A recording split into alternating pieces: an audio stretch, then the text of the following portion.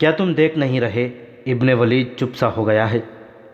ایک سالار اپنے ایک ساتھی سالار سے کہہ رہا تھا، خدا کی قسم میں نہیں مانوں گا کہ ابن ولید تھک گیا ہے یا مسلسل معرکوں سے اکتا گیا ہے، اور میں یہ بھی نہیں مانوں گا کہ ابن ولید ڈر گیا ہے، وہ اپنے مستقر سے اتنی دور دشمن ملک کے اندر آ گیا ہے۔ دوسرے سالار نے کہا، لیکن میں اسے کسی سوچ میں ڈوبا ہوا ضرور دیکھ رہا ہوں۔ ہاں، وہ کچھ اور سوچ رہا ہے۔ پوچھ نہ لیں؟ ہم نہیں پوچھیں گے تو اور کون پوچھنے آئے گا؟ خالد رضی اللہ تعالیٰ عنہ سوچ میں ڈوب ہی جایا کرتے تھے۔ یہ ایک معرکے کی فراغت کے بعد اگلے معرکے کی سوچ ہوتی تھی۔ وہ سوچ سمجھ کر اور تمام سر دماغی قوتوں کو بروئے کار لا کر لڑا کرتے تھے۔ دشمن کے پاس بے پناہ جنگی قوت تھی۔ وہ گہری سوچ کے بغیر اپنی فوج کی برتری اور افراد کے بل بوتے پر بھی لڑ سکتا تھا۔ مسلمان ایسا خطرہ مول نہیں لے سکتے تھے۔ ان کی تعداد کسی بھی معرکے میں 18,000 سے زیادہ نہیں تھی۔ ان کی تعداد 15 اور 18,000 کے درمیان رہتی تھی۔ ایک ایک مجاہد کا مقابلہ 3 سے 6 کفار سے ہوتا تھا، لہٰذا انہیں عقل اور ہوش مندی کی جنگ لڑنی پڑتی تھی۔ ایسی عقل اور ہوش مندی میں خالد رضی اللہ تعالیٰ عنہ کا کوئی ثانی نہ تھا۔ انہی اوصاف کی بدولت رسول اکرم صلی اللہ علیہ وسلم نے انہیں اللہ کی تلوار کہا تھا۔ جذبہ تو خالد میں تھا ہی، لیکن انہیں دماغ زیادہ لڑانا پڑتا تھا۔ ہر معرکے سے پہلے خالد رضی اللہ تعالیٰ عنہ جاسوسوں سے دشمن کی کیفیت اور اس کی زمین اور نفری وغیرہ کی تفصیلات معلوم کر کے گہری سوچ میں ڈوب جاتے، پھر اپنے سالاروں سے صلح مشورہ کرتے تھے۔ لیکن فراز کی جنگ کے بعد ان پر ایسی خاموشی طاری ہو گئی تھی جو کچھ اور ہی قسم کی تھی۔ ان کی اس خاموشی کو دیکھ کر ان کے سالار کچھ پریشان سے ہو رہے تھے۔ یہ فراز سے ہیرا کی طرف کوچ 25 ذی القعدہ 12 ہجری سے 2 روز پہلے کا واقعہ ہے۔ 3-4 سالار خالد رضی اللہ تعالیٰ عنہ کے خیمے میں جا بیٹھے۔ ابن ولید سالار قعقاع بن عمرو نے کہا، خدا کی قسم جس سوچ میں تو ڈوبا ہوا ہے اس کا تعلق کسی لڑائی کے ساتھ نہیں۔ ہم ایک ہی منزل کے مسافر ہیں، تجھے اکیلا پریشان نہیں ہونے دیں گے۔ خالد رضی اللہ تعالیٰ عنہ نے سب کی طرف دیکھا اور مسکرائے۔ ابن عمرو ٹھیک کہتا ہے۔ خالد رضی اللہ تعالیٰ عنہ نے کہا، میں جس سوچ میں پڑا رہتا ہوں اس کا تعلق کسی لڑائی کے ساتھ نہیں۔ کچھ ہمیں بھی بتا ابن ولید، ایک اور سالار نے کہا۔ خدا کی قسم تو پسند نہیں کرے گا کہ ہم سب تجھے دیکھ دیکھ کر پریشان ہوتے رہیں۔ نہیں پسند کروں گا، خالد رضی اللہ تعالیٰ عنہ نے کہا۔ تم میں سے کوئی بھی پریشان ہوگا تو یہ مجھے ناپسند ہوگا۔ میں کسی لڑائی کے لیے کبھی پریشان نہیں ہوا۔ 3 دشمنوں کی فوجیں مل کر ہمارے خلاف آئیں، میں پریشان نہیں ہوا۔ میں نے خلیفۃ المسلمین کے حکم کی خلاف ورزی کرتے ہوئے رومیوں کو جا للکارا۔ میں نے ایک خطرہ مول لیا تھا، میں پریشان نہیں ہوا۔ مجھے ہر میدان میں اور ہر مشکل میں اللہ نے روشنی دکھائی ہے، اور تمہیں اللہ نے ہمت دی ہے کہ تم اتنے جری دشمن پر غالب آئے۔ اب میری پریشانی یہ ہے کہ میں فریضہ حج ادا کرنا چاہتا ہوں، لیکن تم دیکھ رہے ہو میں کہاں ہوں اور میری ذمہ داریاں کیا ہیں۔ کیا میں اس فرض کو چھوڑ کر حج کا فرض ادا کر سکتا ہوں؟ نہیں کر سکتا میرے رفیقوں۔ میرا دل میرے قابو سے باہر ہو گیا ہے۔ خدا کی قسم یہ میری روح کی آواز ہے کہ ولید کے بیٹے، کیا تجھے یقین ہے کہ تو اگلے حج تک زندہ رہے گا؟ مجھے یقین نہیں میرے رفیقوں۔ ہم نے جن 2 دشمنوں کو شکستیں دی ہیں ان کی جنگی طاقت تم نے دیکھ لی ہے، اور تم نے یہ بھی دیکھ لیا ہے کہ تمام قبیلے فوراً ان سے جا ملتے ہیں۔ ابھی ہمیں بڑی خونریز جنگیں لڑنی ہیں۔ فارسی اور رومی تیار ہو کر ہم سے شکستوں کا انتقام لیں گے۔ میں محسوس کر رہا ہوں کہ میری زندگی چند روز رہ گئی ہے، اور میرے رفیقوں میں کچھ بھی نہیں، تم کچھ بھی نہیں، صرف اللہ ہے جو ہمارے سینوں میں ہے، وہی سب کچھ ہے۔ پھر میں کیوں نہ ان کے حضور، ان کے عظیم گھر میں جا کر سجدہ کروں، کیا تم مجھے اجازت دو گے کہ میں اپنی طرف سے تم سب کی طرف سے اور ہر ایک مجاہد کی طرف سے خانہ کعبہ جا کر اللہ کے حضور شکر ادا کروں؟ بے شک ایک سالار نے کہا، کون رد کر سکتا ہے اس جذبے کو اور اس خواہش کو جو تو نے بیان کی ہے؟ لیکن تو حج پہ جائے گا کیسے ابن ولید؟ مثنیٰ بن حارثہ نے پوچھا۔ پیچھے کچھ ہو گیا تو میں کسی لڑائی میں مارا جاؤں گا تو خدا کی قسم تم یہ نہیں سوچو گے کہ اب کیا ہوگا؟ خالد رضی اللہ تعالیٰ عنہ نے کہا، کیا میرے نہ ہونے سے تمہارے حوصلے ٹوٹ جائیں گے؟ نہیں، ایسا نہیں ہوگا، رب کعبہ کی قسم ایسا نہیں ہوگا۔ قعقاع بن عمرو نے کہا، ہم میں سے کوئی ایک بھی زندہ ہوگا تو وہ اسلام کے پرچم کو گرنے نہیں دے گا۔ یوں کر ابن ولید آج ہی قاصد کو روانہ کر دے کہ وہ امیر المؤمنین سے اجازت لے آئے کہ تو حج پہ جا سکتا ہے۔ جس سوچ نے مجھے پریشان کر رکھا ہے وہ یہی سوچ ہے۔ خالد رضی اللہ تعالیٰ عنہ نے مسکرا کر کہا، میں جانتا ہوں امیر المؤمنین اجازت نہیں دیں گے، انہیں یہاں کے حالات کا علم ہے۔ اگر وہ اجازت دے بھی دیں تو یہ خطرہ پیدا ہو جائے گا کہ دشمن کو پتہ چل جائے گا کہ ابن ولید چلا گیا ہے۔ میں اپنے لشکر کو بھی نہیں بتانا چاہتا کہ میں ان کے ساتھ نہیں ہوں۔ میں بہت کم وقت میں جا کر واپس آنا چاہتا ہوں۔ خدا کی قسم ولید کے بیٹے، مثنیٰ بن حارثہ نے کہا، تو نہیں جانتا کہ تو جو کہہ رہا ہے یہ ناممکن ہے؟ اللہ ناممکن کو ممکن بنا دیا کرتا ہے۔ خالد رضی اللہ تعالیٰ عنہ نے کہا، انسان کو ہمت کرنی چاہیے، میں تمہیں بتاتا ہوں کہ میں کیا کروں گا اور کس راستے سے جاؤں گا۔ خالد رضی اللہ تعالیٰ عنہ نے انہیں پہلے یہ بتایا کہ وہ کیا کریں، پھر وہ راستہ بتایا جس راستے سے انہیں حج کے لیے مکہ جانا اور آنا تھا۔ حج میں صرف 14 دن باقی تھے اور فرات سے مکہ تک کی مسافت تیز چلنے سے 2.5 مہینے سے کچھ زیادہ تھی۔ خالد رضی اللہ تعالیٰ عنہ کو کوئی چھوٹا راستہ دیکھنا تھا، لیکن کوئی راستہ چھوٹا نہیں تھا۔ خالد رضی اللہ تعالیٰ عنہ تاجر خاندان کے فرد تھے۔ قبول اسلام سے پہلے خالد رضی اللہ تعالیٰ عنہ نے تجارت کے سلسلے میں بڑے لمبے اور کٹھن سفر کیے تھے۔ وہ ایسے راستوں سے بھی واقف تھے جو عام راستے نہیں تھے، بلکہ وہ راستے کہلاتے ہی نہیں تھے۔ خالد رضی اللہ تعالیٰ عنہ نے اپنے سالاروں کو ایک ایسا ہی راستہ بتایا۔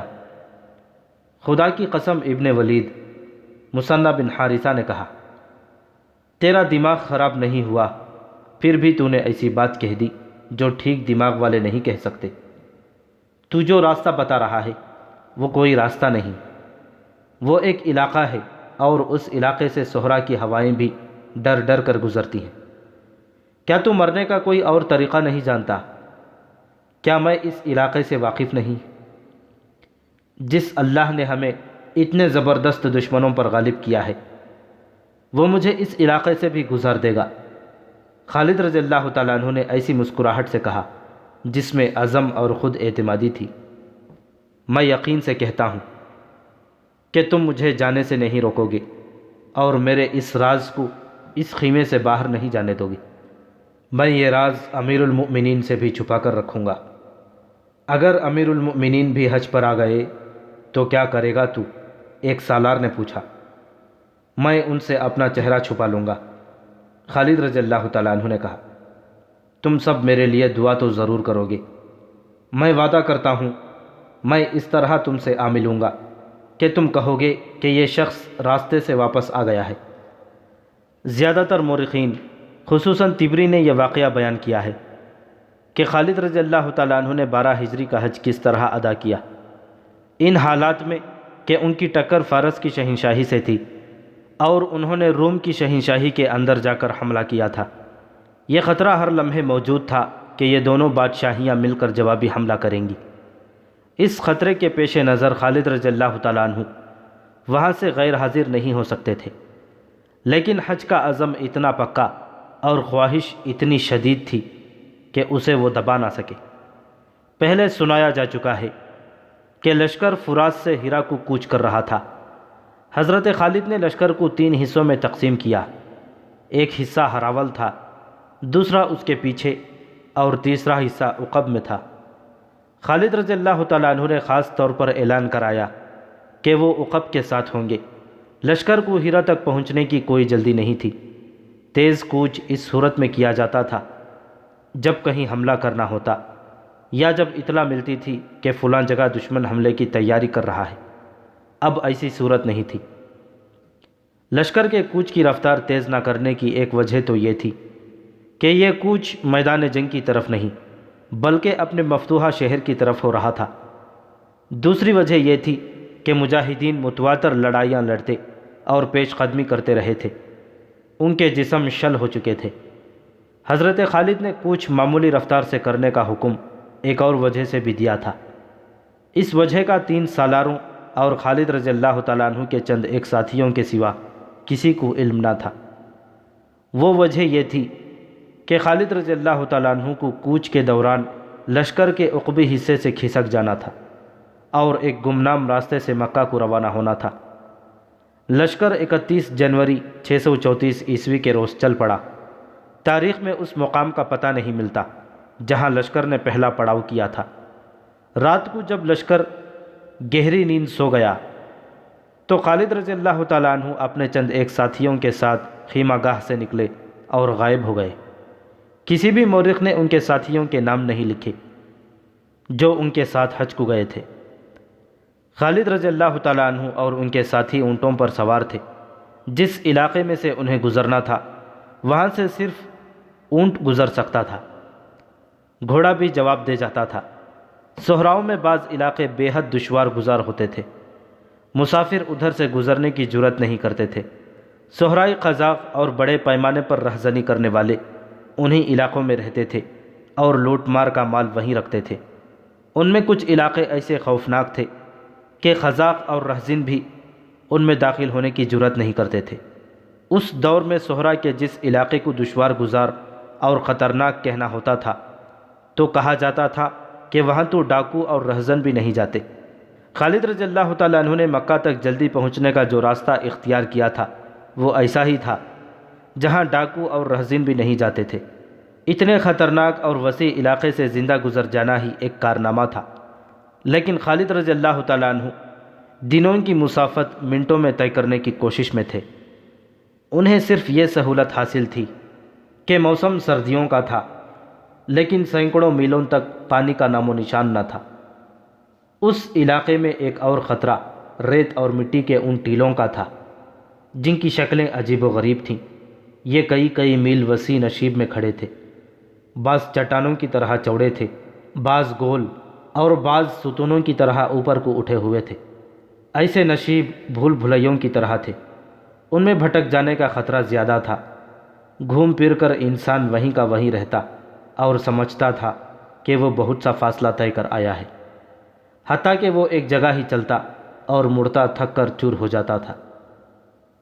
پانی پی پی کر پانی کا ذخیرہ وہیں ختم ہو جاتا تھا۔ اس دور کی تحریروں سے پتہ چلتا ہے کہ صحرا کے اس حصے کی صعوبتیں، دشواریاں اور وہاں کے خطرے ایسے تھے جو دیکھے بغیر انسان کے تصور میں نہیں آ سکتے۔ کئی جگہوں پر اونٹ یوں بدک گئے جیسے انہوں نے کوئی ایسی چیز دیکھ لی ہو جو انسانوں کو نظر نہیں آ سکتی۔ اونٹ صحرائی جانور ہونے کی وجہ سے اس پانی کی بھی بو پا لیتا ہے جو زمین کے نیچے ہوتا ہے۔ کہیں چشمہ ہو جو نظر نہ آتا ہو، اونٹ اپنے آپ اس طرف چل پڑتا ہے۔ اونٹ خطروں کو بھی دور سے سونگھ لیتا ہے۔ خالد رضی اللہ تعالیٰ عنہ کے مختصر سے قافلے کے اونٹ کئی جگہوں پر بتکے۔ ان کے سواروں نے ادھر ادھر اور پیچھے دیکھا مگر انہیں کچھ بھی نظر نہ آیا۔ زیادہ خطرہ صحرائی سانپ کا تھا جو 1.5 یا زیادہ سے زیادہ 2 بالشت کا ہوتا ہے۔ یہ دنیا کے دوسرے ملکوں کے سانپوں کی طرح آگے کو نہیں رینگتا بلکہ پہلو کی طرف رینگتا ہے۔ انسان یا جانور کو ڈس لے تو 2-4 منٹوں میں موت واقع ہو جاتی ہے۔ صحرائی بچھو اس سانپ کی طرح زہریلا ہوتا ہے۔ ایک مورخ یعقوبی نے خالد رضی اللہ تعالیٰ عنہ کے اس سفر کو بیان کرتے ہوئے حیرت کا اظہار کیا ہے۔ اس نے اپنے دور کے کسی عالم کا حوالہ دے کر لکھا ہے کہ ایک معجزے وہ تھے جو خدا نے پیغمبروں کو دکھائے، اور خالد رضی اللہ تعالیٰ عنہ کا یہ سفر ان معجزوں میں سے تھا جو انسان اپنی خداداد قوتوں سے کر دکھایا کرتے ہیں۔ حضرت خالد اپنے ساتھیوں سمیت بر وقت مکہ پہنچے۔ انہیں اس خبر نے پریشان کر دیا کہ خلیفۃ المسلمین حضرت ابوبکر صدیق رضی اللہ تعالیٰ عنہ بھی فریضہ حج کی ادائیگی کے لیے آئے ہوئے ہیں۔ خالد رضی اللہ تعالیٰ عنہ نے سنت کے مطابق اپنا سر اس طرح سے منڈوا دیا۔ انہوں نے اپنے ساتھیوں سے کہا کہ وہ اپنے چہرے چھپا کر رکھیں تاکہ کوئی انہیں پہچان نہ سکے۔ فریضہ حج ادا کر کے خالد رضی اللہ تعالیٰ عنہ نے بڑی تیزی سے پانی اور دیگر زاد راہ اکٹھا کیا اور واپسی کے سفر کو روانہ ہو گئے۔ یوں کہنا غلط نہ ہوگا کہ وہ ایک بار پھر موت کی وادی میں داخل ہو گئے۔ تمام مورخ متفقہ طور پر لکھتے ہیں کہ خالد رضی اللہ تعالیٰ عنہ اس وقت ہیرا پہنچے جب فرات سے چلا ہوا ان کا لشکر ہیرا میں داخل ہو رہا تھا۔ لشکر کا عقبی حصہ جس کے ساتھ خالد رضی اللہ تعالیٰ عنہ کو ہونا چاہیے تھا وہ ابھی ہیرا سے کچھ دور تھا۔ خالد رضی اللہ تعالیٰ عنہ خاموشی سے عقبی حصے سے جا ملے اور ہیرا میں اس انداز سے داخل ہوئے جیسے وہ فرات سے آ رہے ہوں۔ مورخوں نے لکھا ہے کہ لشکر نے جب دیکھا کہ ان کے سالار اعلیٰ خالد رضی اللہ تعالیٰ عنہ اور چند اور افراد کے سر اس طرح سے صاف کیے ہوئے ہیں تو لشکر میں چمگوئیاں ہونے لگیں، لیکن سر منڈوانا کوئی عجیب چیز نہیں تھی۔ اگر لشکر کو خالد رضی اللہ تعالیٰ عنہ خود بھی بتاتے کہ وہ حج کر کے آئے ہیں تو کوئی بھی یقین نہ کرتا۔ مشہور مورخ طبری نے لکھا ہے کہ خالد رضی اللہ تعالیٰ عنہ مطمئن تھے کہ انہیں مکہ میں کسی نے نہیں پہچانا۔ 4 مہینے گزر گئے۔ کسریٰ کے خلاف جنگی کارروائیاں ختم ہو چکی تھیں۔ عراق کا بہت سا علاقہ کسریٰ سے چھین کر سلطنت اسلامیہ میں شامل کر لیا گیا تھا۔ کسریٰ کی جنگی طاقت کا دم خم توڑ دیا گیا تھا۔ آتش پرست فارسیوں کی دھونس اور دھاندلی ختم ہو چکی تھی۔ یہ خطرہ اگر ہمیشہ کے لیے نہیں تو بڑی لمبی مدت کے لیے ختم ہو گیا تھا کہ فارس کی جنگی طاقت حملہ کر کے مسلمانوں کو کچل ڈالے گی۔ فارسی آتش پرستوں کے نامور جرنیل قارن، ہرمز، بہمن جازویہ، اینڈرزغر، زوربا اور زرمہر اور دوسرے جن کی جنگی اہلیت اور دہشت مشہور تھی، خالد رضی اللہ تعالیٰ عنہ اور ان کے مجاہدین کے ہاتھوں مختلف معرکوں میں مارے گئے تھے۔ ان جیسے جرنیل پیدا کرنے کے لیے بڑی لمبی مدت درکار تھی۔ اب تو پورے عراق میں اور مدائن کے محلات کے اندر بھی ان مسلمانوں کی دھاک بیٹھ گئی تھی، جنہیں انہی محلات میں عرب کے بدو اور ڈاکو کہا گیا تھا۔ سب سے بڑی فتح تو یہ تھی کہ اسلام نے اپنی عظمت کا احساس دلا دیا تھا۔ خالد رضی اللہ تعالیٰ عنہ نے ہیرا میں 4 مہینے گزار کر اپنے لشکر کو آرام کرنے کی مہلت دی اور اس خیال سے کہ جنگی ترتیب بھی جاری رکھی کہ مجاہدین لشکر سست نہ ہو جائیں۔ اس کے علاوہ خالد رضی اللہ تعالیٰ عنہ نے مفتوحہ علاقوں کا نظم و نسق اور محصولات کی وصولی کا نظام بھی بہتر بنا لیا۔ مئی 634 عیسوی کے آخری ہفتے میں خالد رضی اللہ تعالیٰ عنہ کو امیر المؤمنین حضرت ابوبکر صدیق رضی اللہ تعالیٰ عنہ کا خط ملا، جس کا پہلا فقرہ خالد رضی اللہ تعالیٰ عنہ کے حج کے متعلق تھا، جس کے متعلق خالد رضی اللہ تعالیٰ عنہ مطمئن تھے کہ امیر المؤمنین اس سے بے خبر ہیں۔ خط میں خالد رضی اللہ تعالیٰ عنہ کے حج کا اشارہ کر کے صرف اتنا لکھا تھا: آئندہ ایسا نہ کرنا۔ باقی خط کا متن یہ تھا: بسم اللہ الرحمن الرحیم، عتیق بن ابو قحافہ کی طرف سے خالد بن ولید کے نام۔ یاد رہے کہ امیر المؤمنین اول ابو بکر کہلاتے تھے، لیکن ان کا نام عبداللہ بن ابو قحافہ تھا اور عتیق ان کا لقب تھا جو انہیں رسول کریم صلی اللہ علیہ وسلم نے عطا فرمایا تھا۔ السلام علیکم۔ تعریف اللہ کے لیے جس کے سوا کوئی معبود نہیں، درود و سلام محمد الرسول اللہ صلی اللہ علیہ وسلم پر۔ ہیرا سے کوچ کرو اور شام سلطنت روما میں اس جگہ پہنچو جہاں اسلامی لشکر جمع ہے۔ لشکر اچھی حالت میں نہیں، مشکل میں ہے۔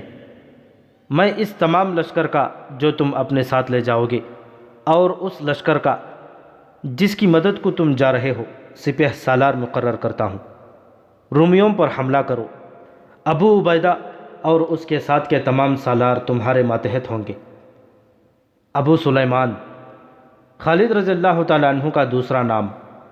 پختہ عزم لے کر پیش قدمی کرو اللہ کی حمایت اور مدد سے اس مہم کو پورا کرو۔ اپنے لشکر کو جو اس وقت تمہارے پاس ہے 2 حصوں میں کر دو۔ ایک حصہ مثنیٰ بن حارثہ کے سپرد کر جاؤ۔ عراق سلطنت فارس کے مفتوحہ علاقوں کا سپہ سالار مثنیٰ بن حارثہ ہوگا۔ لشکر کا دوسرا حصہ اپنے ساتھ لے جاؤ، اللہ تمہیں فتح عطا فرمائے۔ اس کے بعد یہیں واپس آ جانا اور اس علاقے کے سپہ سالار تم ہوگے۔ تکبر نہ کرنا کہ تکبر اور غرور تمہیں دھوکہ دیں گے اور تم اللہ کے راستے سے بھٹک جاؤ گے۔ کوتاہی نہ ہو، رحمت و کرم اللہ کے ہاتھ میں ہے اور نیک اعمال کا صلہ اللہ ہی دیا کرتا ہے۔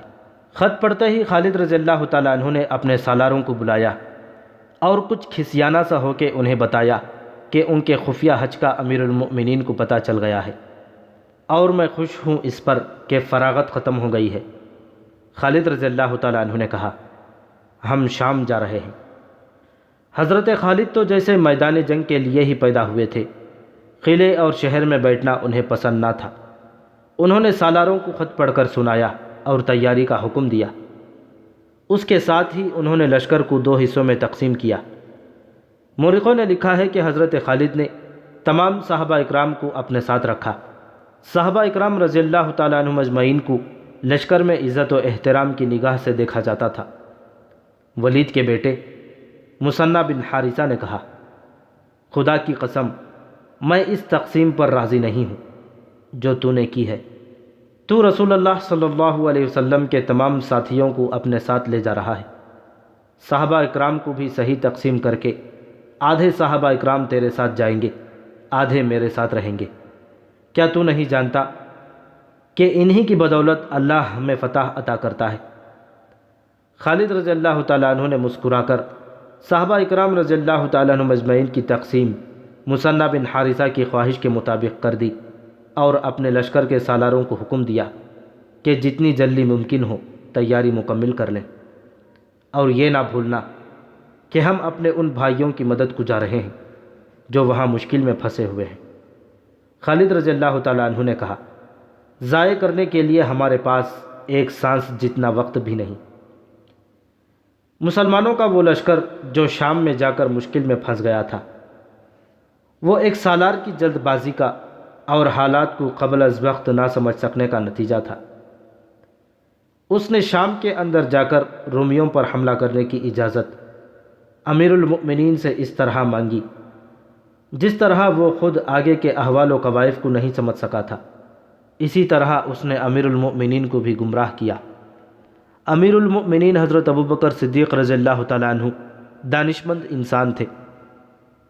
انہوں نے اس سالار کو حملہ کرنے کی کھلی چھٹی نہ دی، بلکہ یہ لکھا، رومیوں سے ٹکر لینے کی خواہش میرے دل میں بھی ہے اور یہ ہماری دفاعی ضرورت بھی ہے۔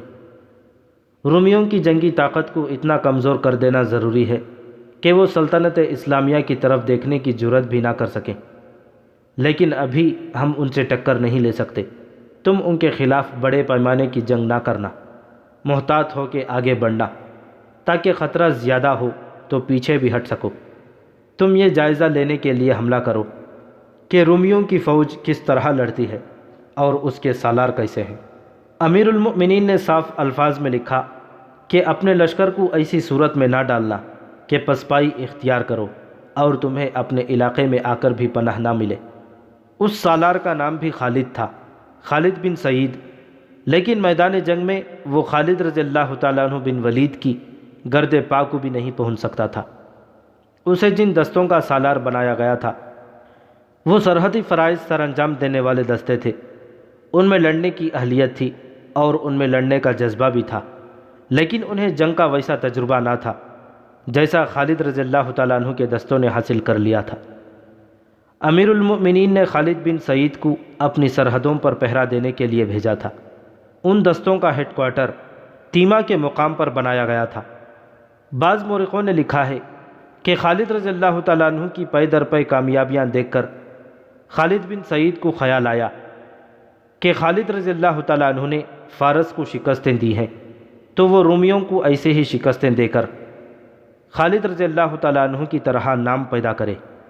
ابن حشام اور ایک یورپی مورخ ہنری اسمتھ نے یہ بھی لکھا ہے کہ خلیفۃ المسلمین خالد بن سعید کی قیادت اور صلاحیتوں سے واقف تھے، اسی لیے انہوں نے اس سالار کو بڑی جنگوں سے دور رکھا تھا، لیکن وہ اس کی باتوں میں آ گئے۔ خالد رضی اللہ تعالیٰ عنہ نے بھی فراز کے مقام پر رومیوں سے ٹکر لی تھی، لیکن سرحد پر معرکہ لڑا تھا، انہوں نے آگے جانے کی غلطی نہیں کی تھی۔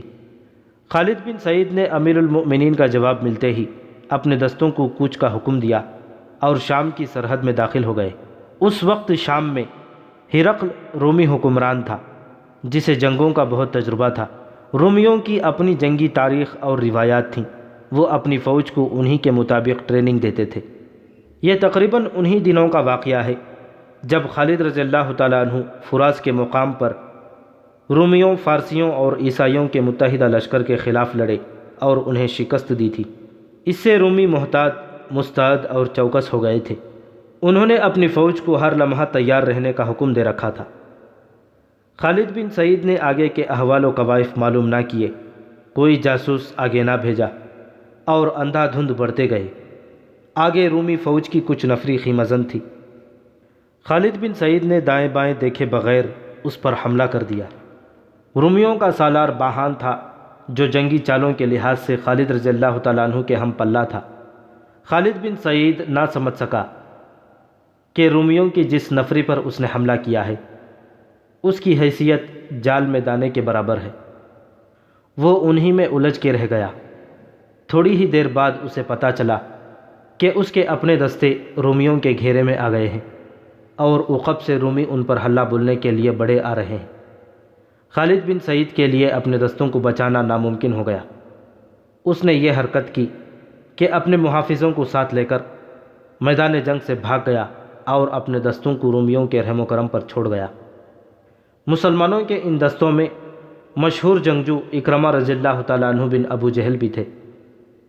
اس ابتر صورتحال میں انہوں نے اپنے ہراسان دستوں کی کمان لے لی اور ایسی چالیں چلی کہ اپنے دستوں کو تباہی سے بچا لائے۔ جانی نقصان تو ہوا اور زخمیوں کی تعداد بھی خاصی تھی۔ خالد بن سعید کے بھاگ جانے سے تمام دستوں کے جنگی قیدی بننے کے حالات پیدا ہو گئے تھے۔ اکرمہ رضی اللہ تعالیٰ عنہ نے مسلمانوں کو اس ذلت سے بچا لیا۔ مدینہ اطلاع پہنچی تو خلیفۃ المسلمین نے خالد بن سعید کو معزول کر کے مدینہ بلا لیا۔ خلیفۃ المسلمین کے غصے کا یہ عالم تھا کہ انہوں نے خالد بن سعید کو بھری محفل میں بزدل اور نالائق کہا۔ خالد بن سعید خاموشی کی زندگی گزارنے لگا۔ اس سے زیادہ افسردہ آدمی اور کون ہو سکتا تھا؟ آخر خدا نے اس کی سن لی۔ بہت عرصے بعد جب مسلمانوں نے شام کو میدان جنگ بنا لیا تھا، خالد بن سعید کو وہاں ایک دستے کے ساتھ جانے کی اجازت مل گئی۔ اس نے اپنے نام سے شکست کا داغ یوں دھویا کہ بے جگری سے لڑتا ہوا شہید ہو گیا۔ امیر المؤمنین حضرت ابوبکر صدیق رضی اللہ تعالیٰ عنہ نے اپنی مجلس مشاورت کے سامنے یہ مسئلہ پیش کیا۔ اس مجلس میں جو اکابرین شامل تھے ان میں عمر، عثمان، علی، طلحہ، زبیر، عبد الرحمن بن عوف، سعد بن ابی وقاص، ابو عبیدہ بن جراح، معاذ بن جبل، ابی بن کعب اور زید بن ثابت رضی اللہ تعالی عنہم اجمعین خاص طور پر قابل ذکر ہیں۔ میرے دوستوں، خلیفۃ المسلمین ابو بکر رضی اللہ تعالی عنہ نے کہا، رسول کریم صلی اللہ علیہ وسلم کا ارادہ تھا کہ شام کی طرف سے رومیوں کے حملے کا سد باب کیا جائے۔ آپ صلی اللہ علیہ وسلم نے جو تدبیریں سوچی تھیں ان پر عمل کرنے کی آپ صلی اللہ علیہ وسلم کو مہلت نہ ملی۔ آپ انتقال فرما گئے۔ اب تم نے سن لیا ہے کہ ہرقل جنگی تیاری مکمل کر چکا ہے اور ہمارا ایک سالار شکست کھا کر بھی آ گیا ہے۔ اگر ہم نے رومیوں کے خلاف کوئی کارروائی نہ کی تو ایک تو اپنے لشکر کے حوصلے کمزور ہوں گے اور وہ رومیوں کو اپنے سے زیادہ بہادر سمجھنے لگیں گے۔ دوسرا نقصان یہ ہوگا کہ رومی آگے بڑھ آئیں گے اور ہمارے لیے خطرہ بن جائیں گے۔ اس صورتحال میں تم مجھے کیا مشورہ دو گے؟ یہ بھی یاد رکھنا کہ ہمیں مزید فوج کی ضرورت ہے۔ امیر المؤمنین عمر رضی اللہ تعالیٰ عنہ نے کہا، آپ کے عزم کو کون رد کر سکتا ہے؟ میں محسوس کر رہا ہوں کہ شام پر حملے کا ارادہ اللہ کی طرف سے ملا ہے۔ لشکر کے لیے مزید نفری بھرتی کریں اور جو کام رسول اللہ صلی اللہ علیہ وسلم نے کرنا چاہا تھا اسے ہم پورا کریں۔ امیر المؤمنین عبد الرحمن رضی اللہ تعالیٰ عنہ بن عوف نے کہا، اللہ کی سلامتی ہو تم پر، غور کریں، رومی ہم سے طاقتور ہیں۔ خالد بن سعید کا انجام دیکھیں۔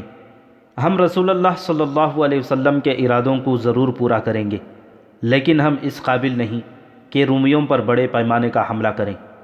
کیا یہ بہتر نہیں ہوگا کہ ہمارے دستے رومیوں کی سرحدی چوکیوں پر حملے کرتے رہیں اور ہر حملے کے بعد دور پیچھے آ جائیں؟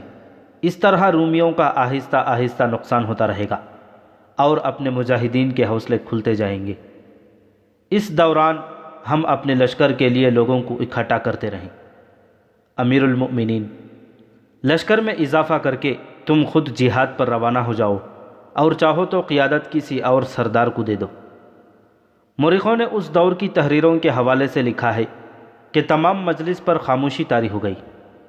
عبد الرحمن بن عوف رضی اللہ تعالیٰ عنہ نے بڑی جرأت سے اپنا مشورہ پیش کیا تھا۔ ایسے لگتا تھا جیسے اب کوئی اور بولے گا ہی نہیں۔ خاموش کیوں ہو گئے ہو تم؟ امیر المؤمنین نے کہا، اپنے مشورے دو، کون شک کر سکتا ہے تمہاری دیانت داری پر؟ عثمان بن عفان رضی اللہ تعالیٰ عنہ نے کہا، بے شک تم مسلمانوں کی اور دین کی بھلائی چاہتے ہو، پھر کیوں نہیں تم حکم دیتے کہ شام پر حملہ کرو؟ نتیجہ جو بھی ہوگا ہم سب بھگت لیں گے۔ مجلس کے دوسرے شرکاء نے عثمان بن عفان رضی اللہ تعالیٰ عنہ کی تائید کی اور متفقہ طور پر کہا کہ دین اور رسول اللہ صلی اللہ علیہ وسلم کی امت کے وقار کے لیے مسند خلافت سے جو حکم ملے گا اسے سب قبول کریں گے۔ تم سب پر اللہ کی رحمت ہو۔ خلیفۃ المسلمین نے آخر میں کہا، میں کچھ امیر مقرر کرتا ہوں، اللہ کے اور اس کے رسول صلی اللہ علیہ وسلم کے بعد اپنے امیروں کی اطاعت کرو، اپنی نیتوں اور ارادوں کو صاف رکھو، بے شک اللہ انہی لوگوں کے ساتھ ہوتا ہے۔ امیر المؤمنین حضرت ابوبکر صدیق رضی اللہ تعالیٰ عنہ کا مطلب یہ تھا کہ شام پر حملہ ہوگا اور رومیوں کے ساتھ جنگ لڑی جائے گی۔ مجلس پر پھر خاموشی طاری ہو گئی۔ محمد حسین ہیکل لکھتا ہے کہ یہ خاموشی ایسی تھی جیسے وہ رومیوں سے ڈر گئے ہوں یا انہیں امیر المؤمنین کا فیصلہ پسند نہ آیا ہو۔ عمر رضی اللہ تعالیٰ عنہ نے سب کی طرف دیکھا اور ان کی آنکھیں جذبات کی شدت سے سرخ ہو گئیں۔ اے مؤمنین، عمر رضی اللہ تعالیٰ عنہ نے گرج کر کہا، کیا ہو گیا ہے تمہیں؟ خلیفہ کی آواز پر لبیک کیوں نہیں کہتے؟ کیا خلیفہ نے اپنی بھلائی کے لیے کوئی حکم دیا ہے؟ کیا خلیفہ کے حکم میں تمہاری بھلائی نہیں، امت رسول کی بھلائی نہیں؟ بولو، لبیک کہو اور آواز اپنے دلوں سے نکالو۔ مجلس کا سکوت ٹوٹ گیا۔ لبیک لبیک کی آوازیں اٹھیں اور سب نے متفقہ طور پر کہا کہ وہ رومیوں سے ٹکر لیں گے۔ حج سے واپس آ کر خلیفۃ المسلمین ابوبکر رضی اللہ تعالیٰ عنہ نے مدینہ میں گھوڑ دوڑ، نیزہ بازی، تیغ زنی، تیر اندازی اور کشتیوں کا مقابلہ منعقد کرایا۔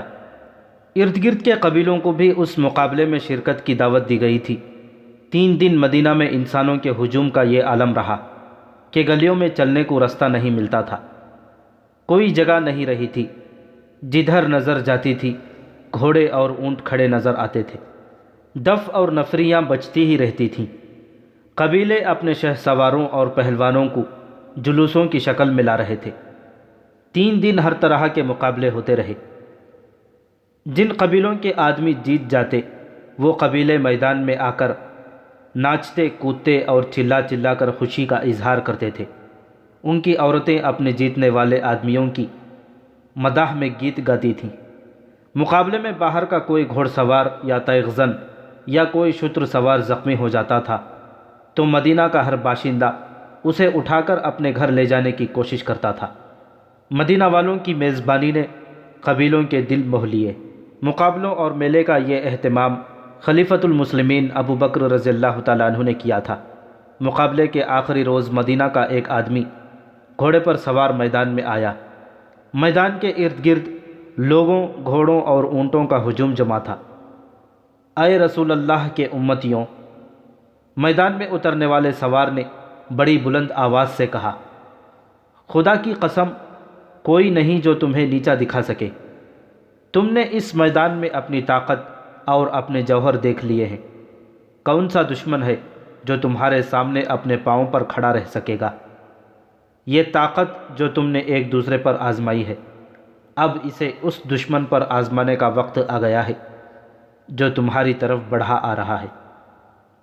اے مؤمنین، اپنی زمین کو دیکھو، اپنے اموال کو دیکھو، اپنی عورتوں کو دیکھو جو تمہارے بچوں کو دودھ پلاتی ہیں، اپنی جوان اور کنواری بیٹیوں کو دیکھو جو تمہارے دامادوں کے انتظار میں بیٹھی ہیں کہ حلال کے بچے پیدا کریں۔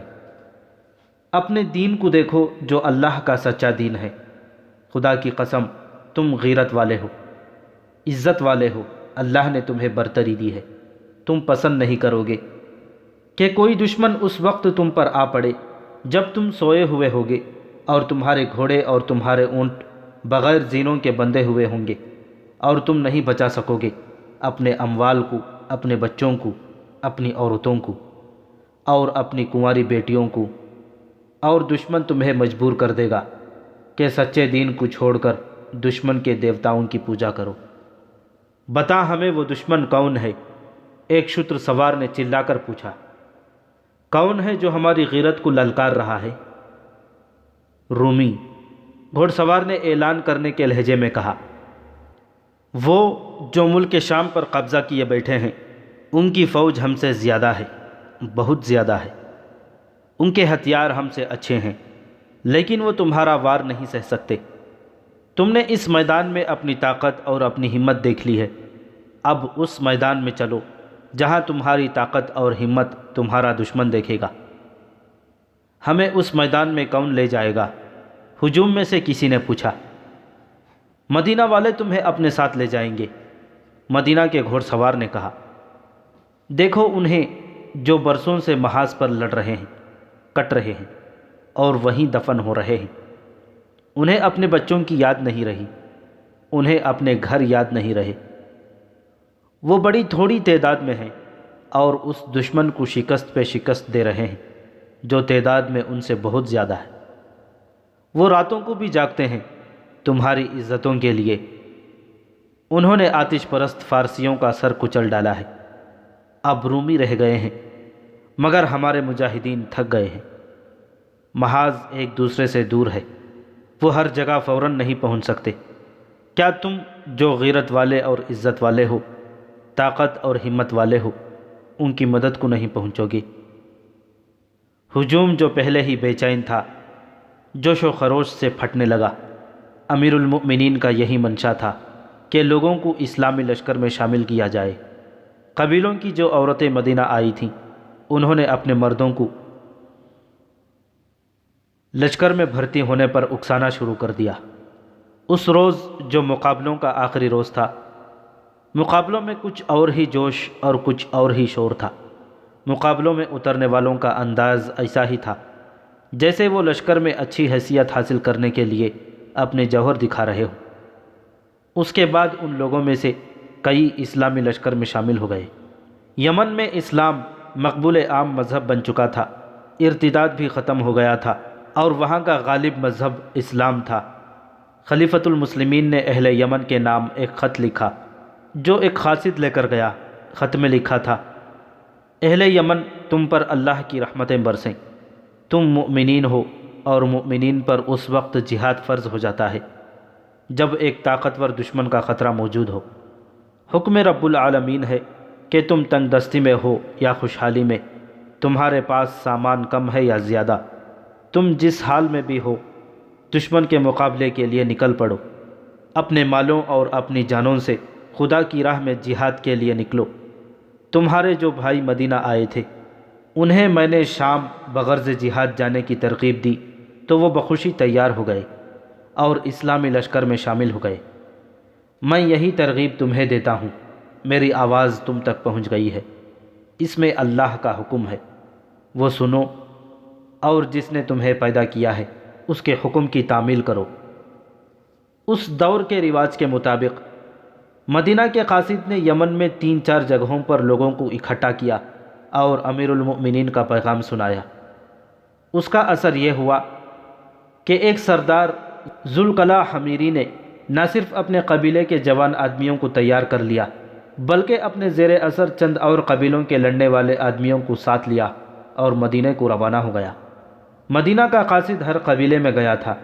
3 اور قبیلوں کے سرداروں قیس بن حبیر مرادی، جندب بن امرد دوسی اور حابس بن سعد تائی اپنے اپنے قبیلے کے جوانوں اور لڑنے کے قابل افراد کو ساتھ لیا اور شام کی جنگی مہم میں شریک ہونے کے لیے عازم مدینہ ہوئے۔ یہ ایک اچھا خاصا لشکر بن گیا۔ ہر فرد گھوڑے یا اونٹ پر سوار اور ہر قسم کے ہتھیاروں سے مسلح ہو کر آیا۔ یہ لوگ تیروں کا بہت بڑا ذخیرہ بھی ساتھ لے آئے تھے۔ مدینہ میں اس لشکر کا اجتماع مارچ 634 عیسوی محرم 13 ہجری میں ہوا تھا۔ امیر المؤمنین حضرت ابوبکر صدیق رضی اللہ تعالیٰ عنہ نے خود اس اجتماع کے ہر آدمی کو اچھی طرح دیکھا کہ وہ تندرست ہے اور وہ کسی کے مجبور کرنے پر نہیں بلکہ جہاد کا مطلب اور مقصد سمجھ کر خود آیا ہے۔ پھر اس لشکر کی چھان بین یہ معلوم کرنے کے لیے کی گئی کہ ان میں کئی افراد مرتدین کے ساتھ رہے اور مسلمانوں نے ارتداد کے خلاف جو جنگ لڑی تھی اس میں وہ مسلمانوں کے خلاف لڑے تھے۔ انہوں نے اسلام تو قبول کر لیا تھا لیکن ان پر بھروسہ نہیں کیا جا سکتا تھا۔ مرتدین نے یہ عادت بنا لی تھی کہ مرتد بنے رہے۔ جب مسلمانوں کے ہاتھوں میدان جنگ میں پٹ گئے تو اسلام قبول کر لیا، مگر مسلمان ان پر بھروسہ کر کے ان کی بستیوں سے ہٹے تو ان میں سے کئی ایک اسلام سے منحرف ہو کر پھر مرتد ہو گئے۔ مدینہ میں چھان بین کی گئی تو ان میں سے بعض کو لشکر سے نکال دیا گیا۔ باقی لشکر کو 4 حصوں میں بانٹ کر ہر حصے کا سالار مقرر کیا گیا۔ ہر حصے میں 7,000 آدمی تھے، یعنی لشکر کی تعداد 28,000 تھی۔ زیادہ تر مورخوں نے یہ تعداد 30,000 لکھی ہے۔ ایک حصے کے سالار تھے عمرو بن عاص رضی اللہ تعالیٰ عنہ، دوسرے کے یزید بن ابی سفیان، تیسرے کے شرجیل بن حسنہ اور چوتھے حصے کے سالار ابو عبیدہ بن جراح رضی اللہ تعالیٰ عنہ تھے۔ ان سالاروں نے چند دن لشکر کو بڑے پیمانے کی جنگ لڑنے کی ٹریننگ دی، جس میں معرکے کے دوران دستوں کا آپس میں رابطہ اور نظم و نسق قائم رکھنا شامل تھا۔ اپریل 634 عیسوی صفر 13 ہجری کے پہلے ہفتے میں اس لشکر کو شام کی طرف کوچ کا حکم ملا۔ ہر حصے کو الگ الگ مقامات پر پہنچنا اور ایک دوسرے سے الگ کوچ کرنا تھا۔ عمرو بن عاص کو اپنے دستوں کے ساتھ فلسطین تک جانا تھا۔ یزید بن ابی سفیان کی منزل دمشق تھی، انہیں تبوک کے راستے سے جانا تھا۔ شرجیل بن حسنہ کو اردن کی طرف جانا تھا۔ انہیں کہا گیا تھا کہ یزید بن ابی سفیان کے دستوں کے پیچھے پیچھے جائیں۔ ابو عبیدہ بن جراح کی منزل حمص تھی، انہیں بھی تبوک کے راستے سے جانا تھا۔ اللہ تم سب کا حامی و ناصر ہو۔ خلیفۃ المسلمین نے آخری حکم یہ دیا، سالار اپنے اپنے دستے ایک دوسرے سے الگ رکھیں۔ اگر رومیوں کے ساتھ کہیں ٹکر ہو گئی تو سالار ایک دوسرے کو مدد کے لیے بلا سکتے ہیں۔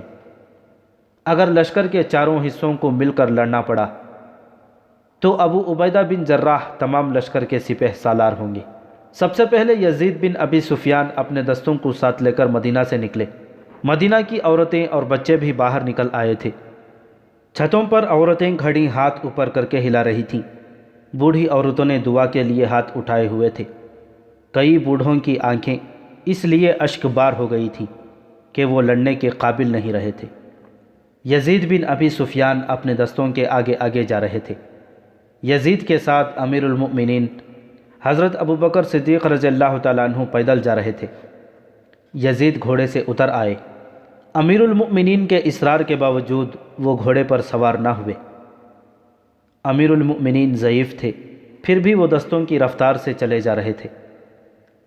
یزید نے انہیں کئی بار کہا کہ وہ واپس چلے جائیں، لیکن ابو بکر رضی اللہ تعالیٰ عنہ نہ مانے۔ مدینہ سے کچھ دور جا کر یزید رک گئے۔ امیر المؤمنین واپس نہیں جائیں گے تو میں ایک قدم آگے نہیں بڑھوں گا، یزید بن ابی سفیان نے کہا۔ خدا کی قسم ابی سفیان امیر المؤمنین نے کہا، تو مجھے سنت رسول اللہ صلی اللہ علیہ وسلم سے روک رہا ہے؟ کیا تجھے یاد نہیں کہ رسول اللہ صلی اللہ علیہ وسلم جہاد کو رخصت ہونے والے ہر لشکر کے ساتھ دور تک جاتے اور دعاؤں کے ساتھ رخصت کرتے تھے؟ آپ صلی اللہ علیہ وسلم فرمایا کرتے تھے، پاؤں جو جہاد فی سبیل اللہ کے راستے پر گرد آلود ہو جاتے ہیں، دوزخ کی آگ ان سے دور رہتی ہے۔ تاریخ کے مطابق امیر المؤمنین لشکر کے اس حصے کے ساتھ مدینہ سے 2 میل دور چلے گئے تھے۔